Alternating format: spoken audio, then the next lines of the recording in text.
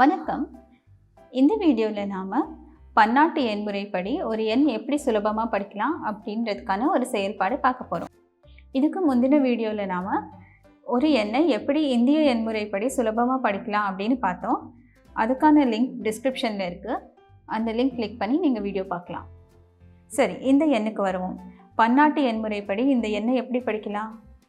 72,147,030. சுலபமாக இருக்குது இல்லையா? இதை செய்கிறதுக்கு தேவையான பொருட்கள் ஒரு நீளமான காகித துண்டு மற்றும் ஒரு பேனா அல்லது பென்சில். நாம் எங்கேருந்து தொடங்கலாம்? நாம் ஒன்றுகளில் தொடங்கலாம்.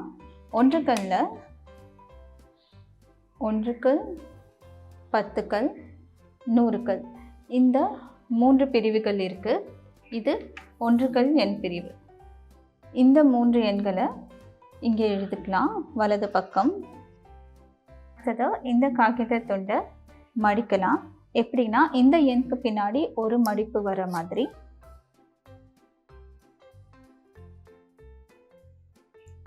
அடுத்த எண் பிரிவு ஆயிரங்கள். பன்னாட்டு எண் முறைப்படி ஆயிரங்கள்ல 1000கள், 10,000 மற்றும் 100,000 இந்த 3 பிரிவுகள் இருக்கு. இது ஆயிரங்கள் எண் பிரிவு.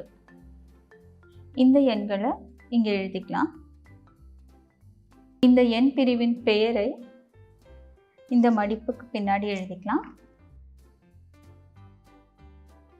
இந்த எண்களை எழுதிட்டு முன்பை போலவே நாம் இந்த பேப்பர் துண்டு மடிச்சுக்கலாம்.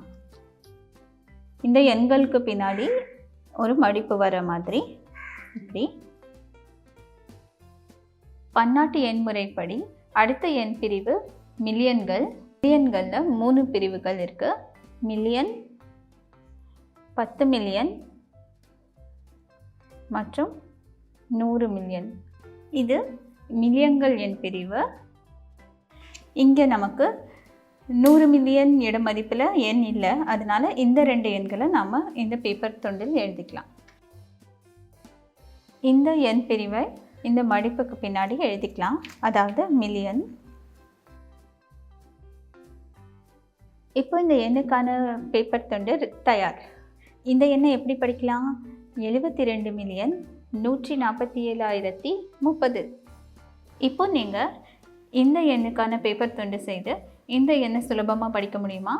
வீடியோ பார்த்ததுக்கு நன்றி. நீங்களும் இதே போல் எண்களின் காகித துண்டுகள் செய்து பாருங்கள்.